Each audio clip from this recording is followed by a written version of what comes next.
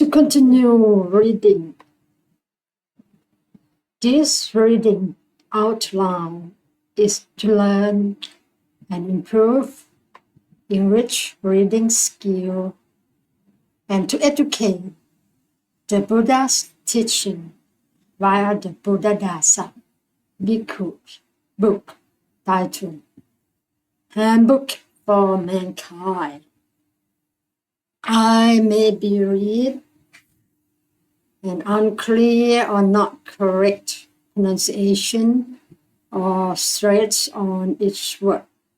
By the way, I try my best to read out loud based on my self-learning background and my own accent. Let's get started. Page number 124.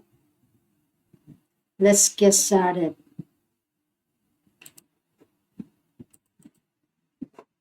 The reaction of a mind that feels dissatisfaction. If there is satisfaction, there is sensual desire. If dissatisfaction, ill will, most people's minds are subject to those two states. There may arise ill will towards even inanimate objects.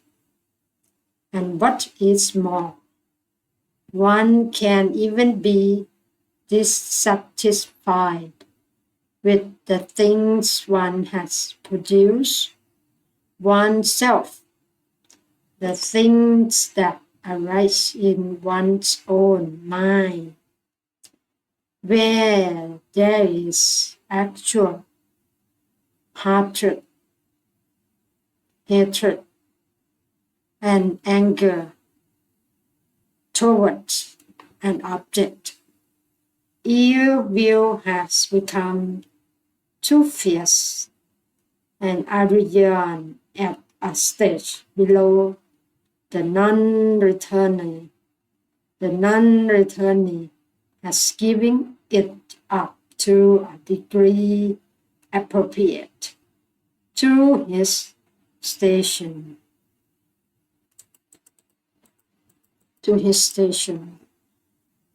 The ill will that remains for the third grade of arrogance to relinquish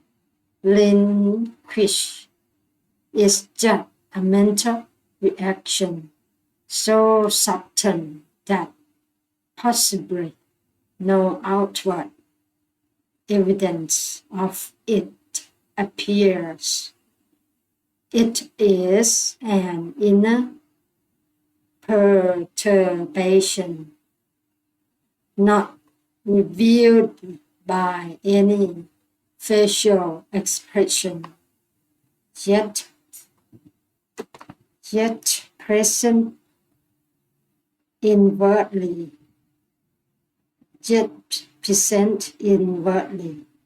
as dissatisfaction,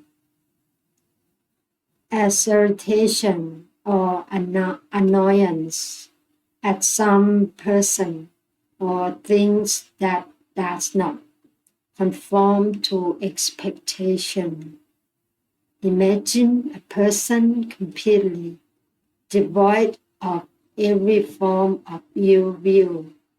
Consider what a very exceptional individual he would be, and how worthy of respect.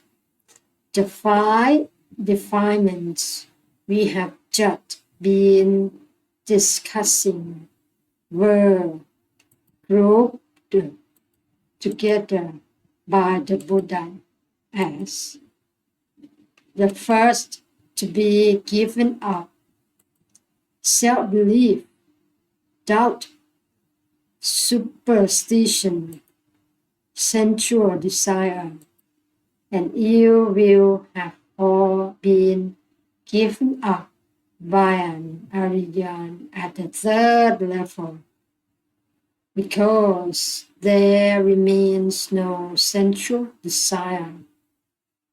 This grade of Aryan never again returns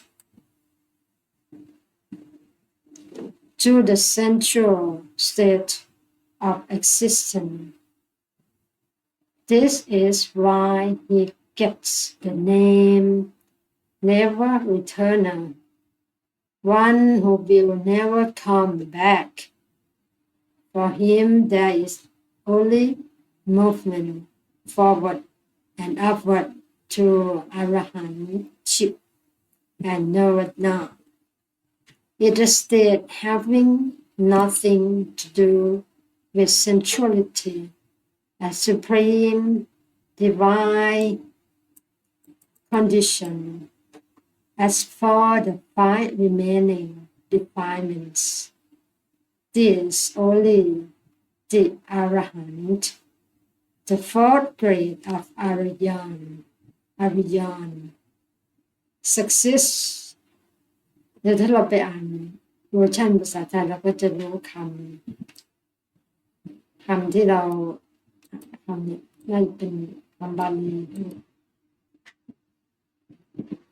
สันสกฤต success in relinquishing completely the next defilement, the 6th of the fetters, is desire for the bliss associated with the various stages of concentration on forms.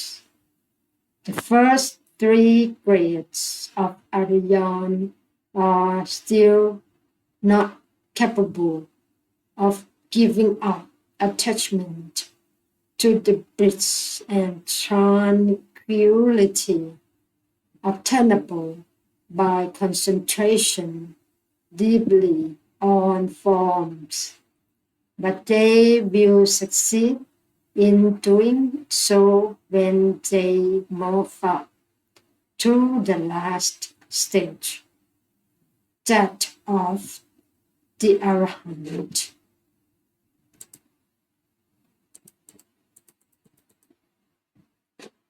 The fully concentrated state has a captivating flavor, which can be described as a foretaste of nirvana, though it differs from real nirvana. It has more and less the same flavor. While one is fully concentrated, the defilements are dormant, but they have not evaporated away entirely and will reappear as soon as concentration is lost.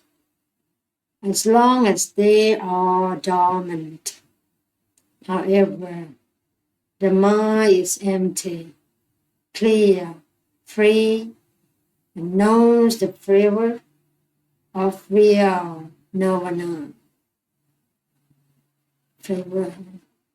Consequently, this state can also become a cause of attachment.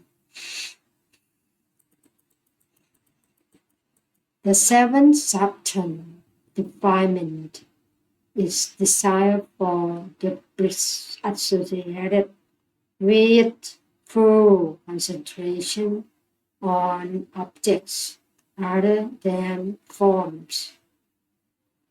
It resembles the 6th fetter, but is 1 degree more subtle and attenuated concentration on an object such as space or emptiness yields up tranquility and quiescence more profound than concentration on a form, with the result that one becomes attached to that state.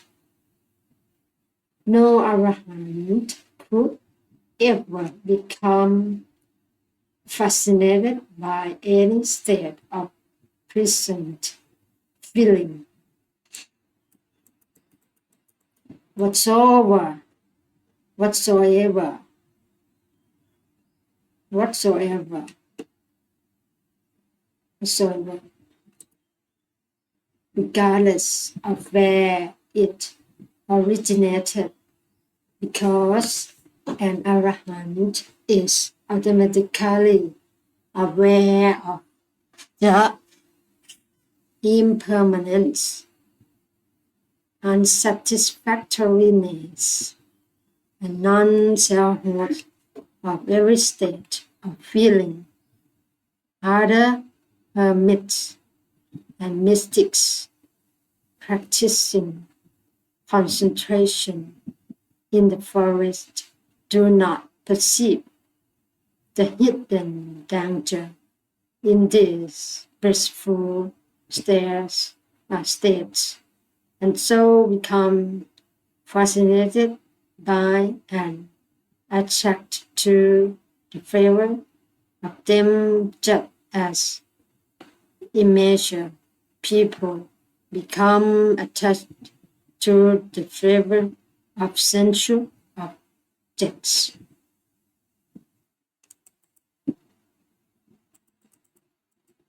For this reason, the Buddha used the same birth desire for both cases.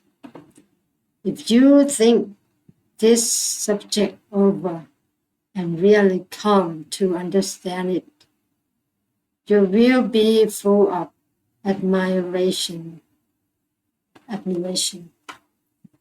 Take a minute.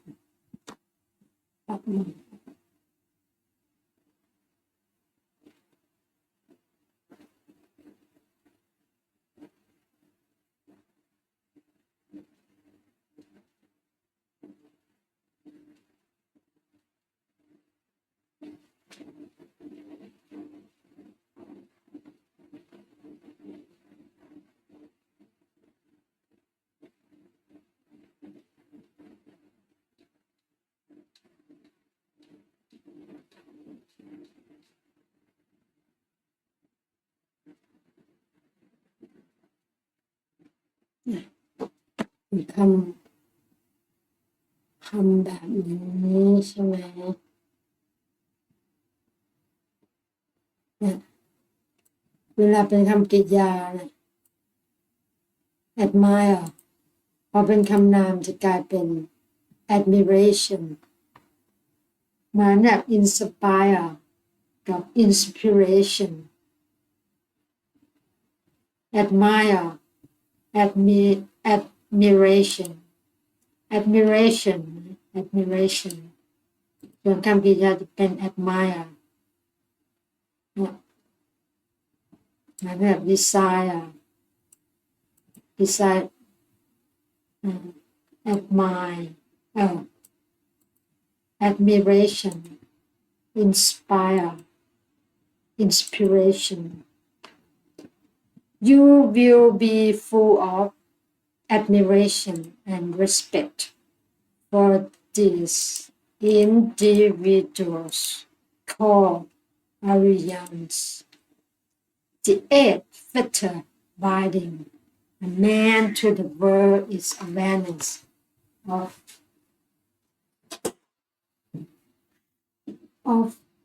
superiority or inferiority. It is the delusion of having this or that status related to another.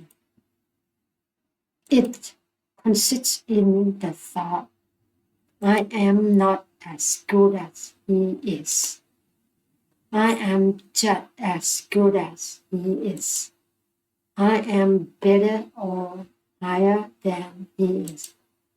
Thinking I am not as good as one feels inferior.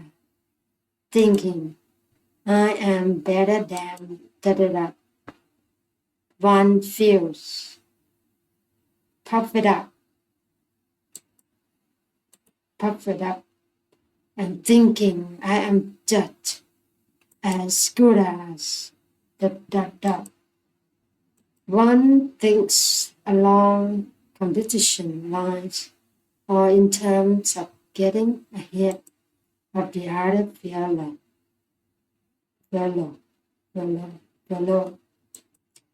It is not pride or conceit,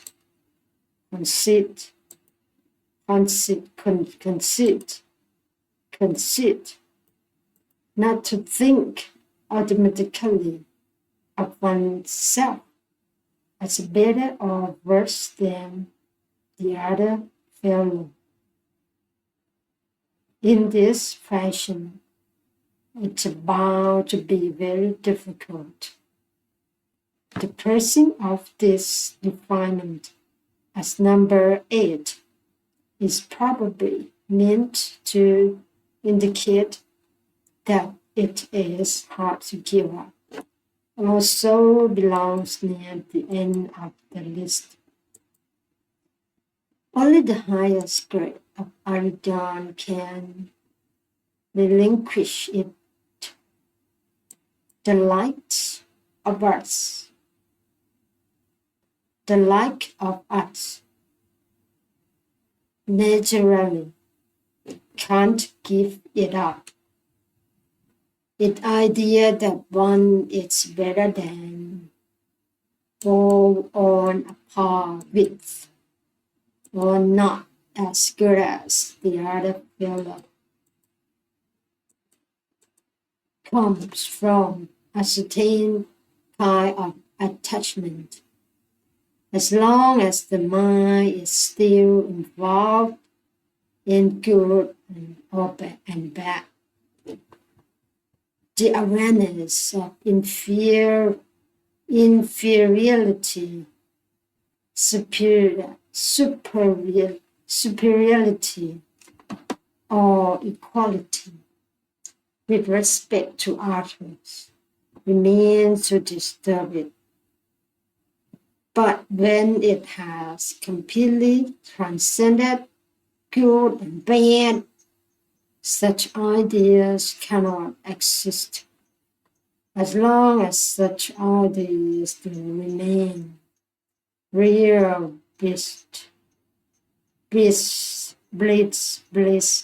real bliss, and tranquility are lacking. The ninth factor is agitation.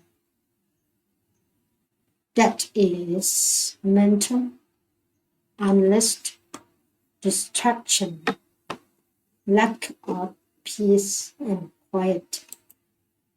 This is the feeling of agitation that arises when something interesting comes by. We all have certain chronic wishes, particularly a desire to get, to be, not to get, and not to be one thing or another.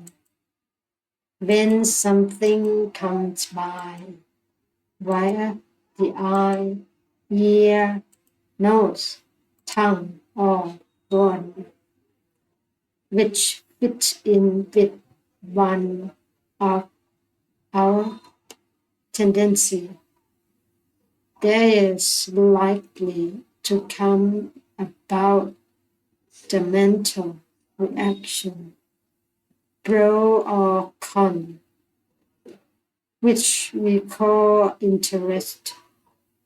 If we see something new and strange, wavering, and curiosity are bound to arise because there are still things that we want and things that we fear and mistrust. So the mind cannot resist. It has to be interested in the various things that come by. At least that is how it is with an ordinary person. If the object in question happens to coincide with the desire of his, he finds it hard to resist. He is likely to become interested to the point of becoming involved, pleased to the point of forgetting himself. If it is an undesirable object, the mind becomes depressed. So that's his gratification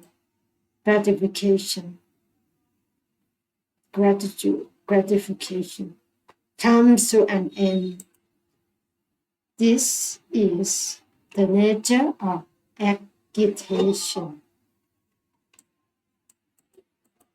The first three grades of Aryan still have curiosity and inquisitiveness about things, but the Arahant has none at all. His mind has abolished all desire for anything whatsoever.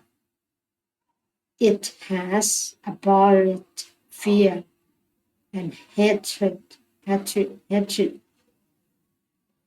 worry and anxiety, mistrust and doubt, and all desire to know about and see things. His mind is free. Nothing can provoke or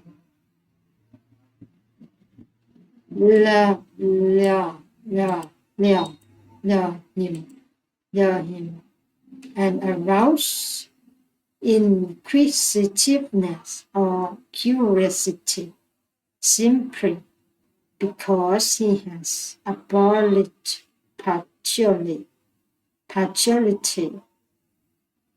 It should be realized that the existence or arising of agitation in any situation is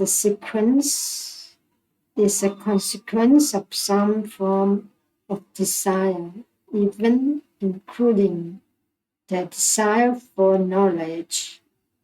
When desire has been done away with through realizing the impermanence, worthlessness, and non-selfhood of all things, nothing is any longer seen as worth getting or being. And so there is no curiosity about anything. If a bolt of lightning were to strike right beside an arahant, he would not be interested because he has no fear of death or craving for continued existence or anything of that sort. Even if something dangerous came along, or if something brand new were discovered in the world, he would know no inquisitiveness of curiosity, because such things have no significance for him. He has no wish to know about anything from the point of view of what it may have to offer him, because there is nothing that he longs for. He has no curiosity of any kind, and his mind has a purity, a tranquility, such as we ordinary folk have never attained. The 10th and last defilement is ignorance. This covers every kind of defilement not yet mentioned. The word ignorance refers to a condition of lack of knowledge. And in this case, knowledge means real knowledge, correct knowledge. Naturally, no creature can exist without having some knowledge. But if that knowledge is false, it has the same value as no knowledge. Most people suffer from chronic ignorance or false knowledge. Most of us are united. The most important question for human beings are those that ask, what is suffering really? What is the real cause of the arising of suffering? What is the real freedom from suffering? And what is the real way to attain freedom from suffering? If some individual has real knowledge, if he is free of ignorance, he is reckoned as enlightened. The totality of human knowledge is of untold extent, but the Buddha classed most of it as not essential. The Buddha's enlightenment encompassed only what need be known.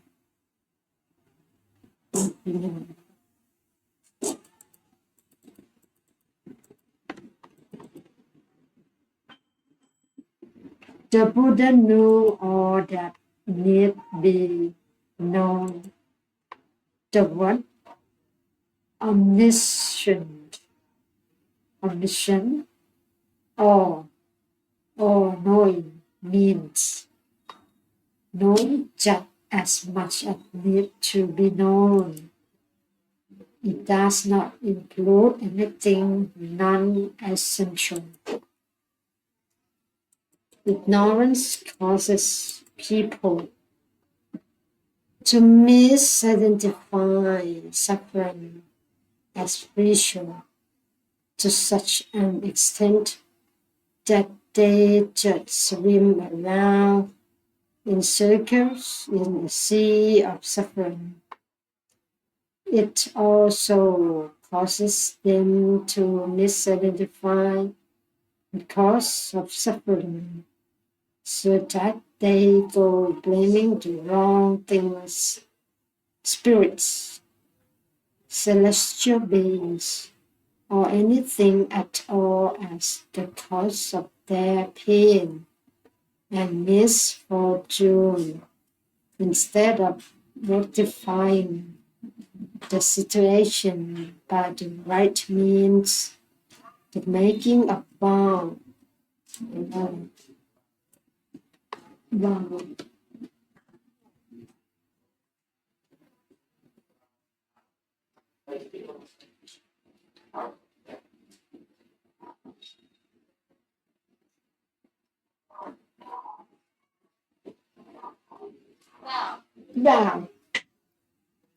the making of vows to the spirits and celestial beings is a manifestation of the lowest level of ignorance regarding the complete elimination of suffering by means of eliminating the craving, which is its direct cause.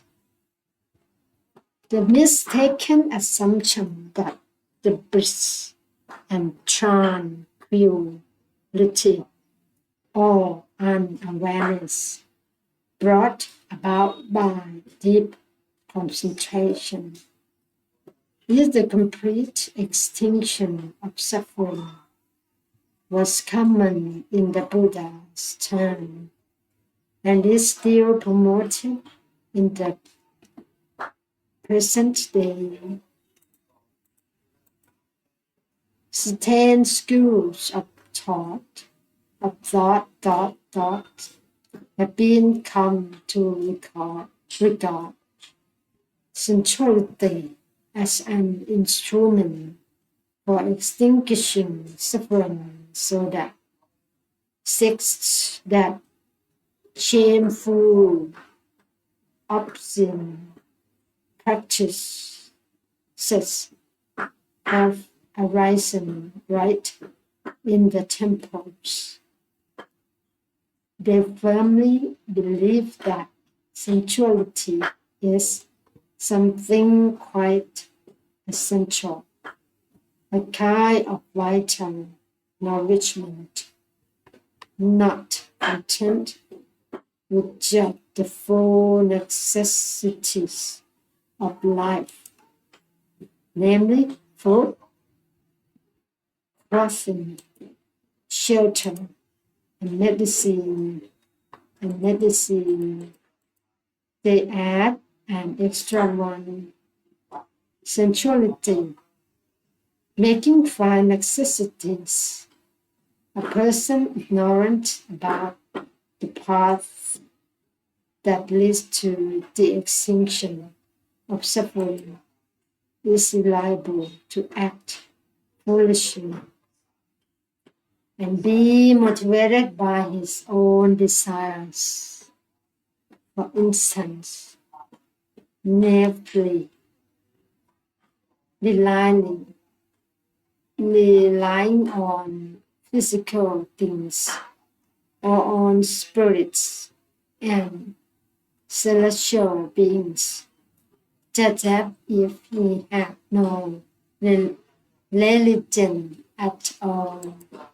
Such a person, though he may be a Buddhist by birth, is able to go to such foolish lengths simply because the power of ignorance prevents his being content with extinguishing suffering by way of the Noble Eightfold Path.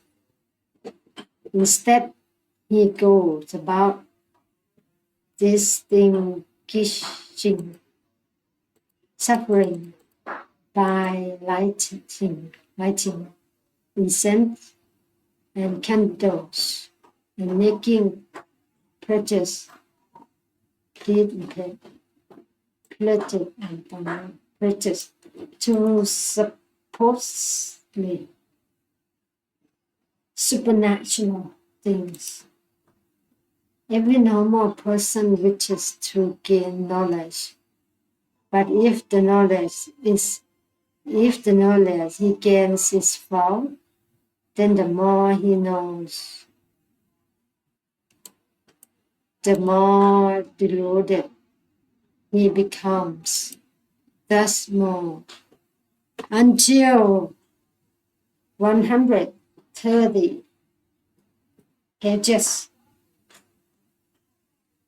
until try first.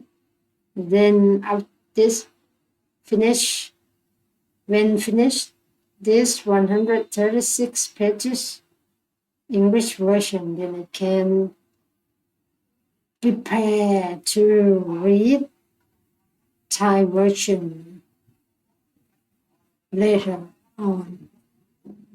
Thank you myself for reading. Thank you all for reading together.